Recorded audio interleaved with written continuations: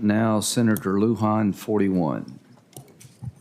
Mr. Chairman, Senator Lujan filed an amendment marked Lujan 41. I ask unanimous consent that I be listed as a primary sponsor of that amendment. Senator Lujan be listed as a co-sponsor, and that I be recognized to offer that amendment. Thank you. Colleagues, similar to an earlier amendment offered by Senator Van Hollen, this amendment will create a point of order against legislation that reduces Medicare or Medicaid benefits for working class and middle class Americans.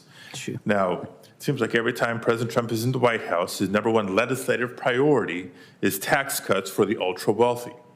The Trump tax cut from his first administration raised federal deficits and debt by more than $2 trillion over its first 10 years. To top it off, the boom in investment that Americans were promised never materialized. And now a second round of tax cuts is projected to be even more expensive.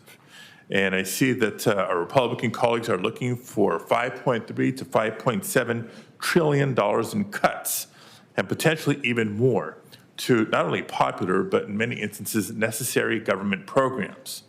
But of all the unprecedented and far-reaching cuts being proposed to safety net programs, Medicaid seems to be at the top of the list. Specifically, Republicans are proposing $2.3 trillion in cuts to Medicaid and $479 billion in cuts to Medicare. A $2.3 trillion cut to Medicaid over 10 years would be nearly a third reduction in projected federal Medicaid spending, and 39% of all Medicaid revenues to states. The policies being proposed, like imposing a per capita cap, reducing the AC expansion match rate, repealing the incentive for states to adopt Medicaid expansion, and more, would fundamentally change how Medicaid financing works. And the impossibly large cuts would put states at financial risk, reducing spending by eliminating coverage, reducing covered services, and cutting rates paid to physicians, hospitals, and nursing homes. Millions of Americans will no doubt lose health coverage as a result.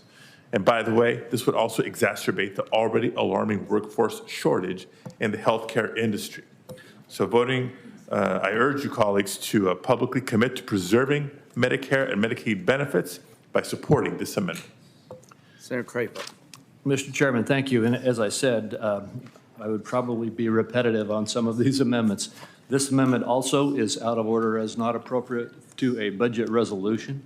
It is also not germane for the reasons I've said several times in regard to previous amendments.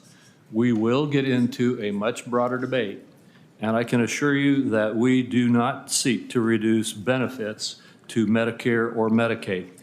And I look forward to a robust discussion about how to deal with that.